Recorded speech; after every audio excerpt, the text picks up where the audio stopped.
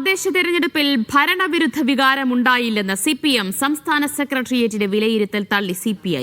സംസ്ഥാനത്ത് ഭരണവിരുദ്ധ വികാരമുണ്ടായെന്നും കൂട്ടായ ചർച്ച നടക്കുന്നില്ലെന്ന് CPI നേതൃയോഗത്തിൽ അംഗങ്ങൾ വിമർശനമുയർത്തി.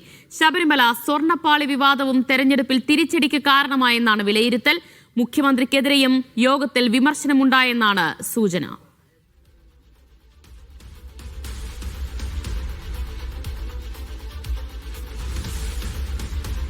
സേഫ് ഹുസൈൻ ലബ്ദീൻ വിവരങ്ങൾ നൽകും. സേഫ, നേരത്തെ CPM സംസ്ഥാന സെക്രട്ടറി മാധ്യമങ്ങളെ കണ്ടപ്പോഴും ഭരണവിരുദ്ധ വികാരമില്ല എന്ന് പറയുന്നു, അതുപോലെ തന്നെ സ്വർണ്ണക്കൊള്ള വലിയ തിരിച്ചടിയായില്ല എന്നൊക്കെ പറയുന്നുണ്ട്. ഇതെല്ലാം തള്ളുകയാണോ CPI?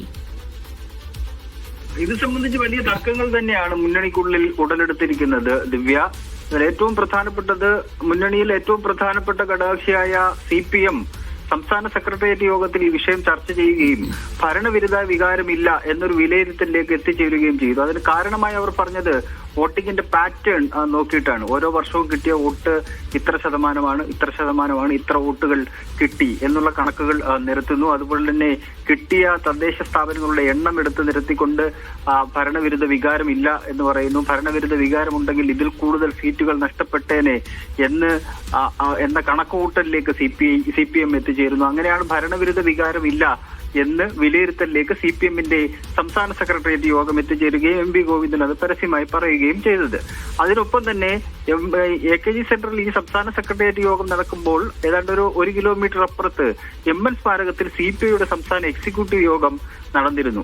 രാത്രിയോടുകൂടിയാണ് അത് അവസാനിച്ചത്. അതിൽ ഉണ്ടായ ഏറ്റവും പ്രധാനപ്പെട്ട കാര്യം, ഈ തദ്ദേശ തെരഞ്ഞെടുപ്പിൽ തിരിച്ചടി ഉണ്ടാകാനുള്ള ഏറ്റവും പ്രധാനപ്പെട്ട കാരണം ഭരണവിരുദ്ധ വികാരം തന്നെയാണ്.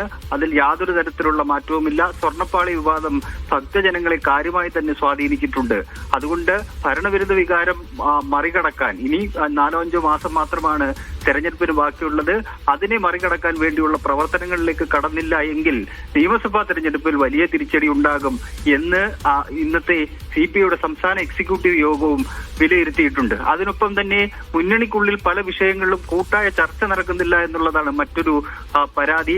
അതിന് പരാതി പറയാനുള്ള കാരണം PM ശ്രീയുമായി ബന്ധപ്പെട്ട് അത് ഒപ്പിട്ടതിന് ശേഷമാണ് മന്ത്രിസഭാ യോഗത്തിന്റെ പരിഗണനയിലേക്ക് ഈ വിഷയം വന്നപ്പോൾ അത് മറച്ചു വെച്ചുകൊണ്ട് പിന്നീട് അത് തുറന്ന് പറയുന്നത്.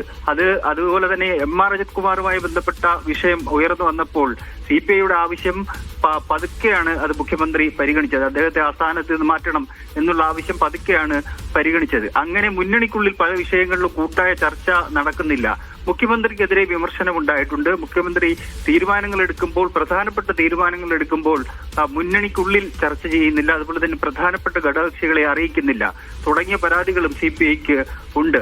എന്തായാലും നാളെ മുന്നണി യോഗം നടക്കുമ്പോൾ ഈ വിഷയങ്ങൾ തുറന്നു പറയാൻ തന്നെയാണ് CPI തീരുമാനിച്ചിരിക്കുന്നത്. അത് ബിനോയ് വിഷയം പറയും എന്നാണ് നമുക്ക് ലഭിക്കുന്ന വിവരം. ദിവ്യ, എന്തായാലും ഈ തെരഞ്ഞെടുപ്പ് ഫലത്തിന് പിന്നാലെ LDFൽ വലിയ പൊട്ടിത്തെറി തന്നെ ഉണ്ടായിട്ടുണ്ട്. CPIയും CPMും ഇക്കാര്യത്തിൽ 2 തട്ടിൽ തന്നെയാണ് നിൽക്കുന്നത്. ഭരണവിരുദ്ധ വികാരമില്ല എന്ന CPM നിലപാടെടുക്കുമ്പോൾ ഭരണവിരുദ്ധ വികാരം ഉണ്ടായിട്ടുണ്ട് എന്ന നിലപാടിലാണ് CPI ഉള്ളത്. വിവരങ്ങളാണ് സേഫ് ഹുസൈൻ ലബ്ദീൻ നൽകിയത്.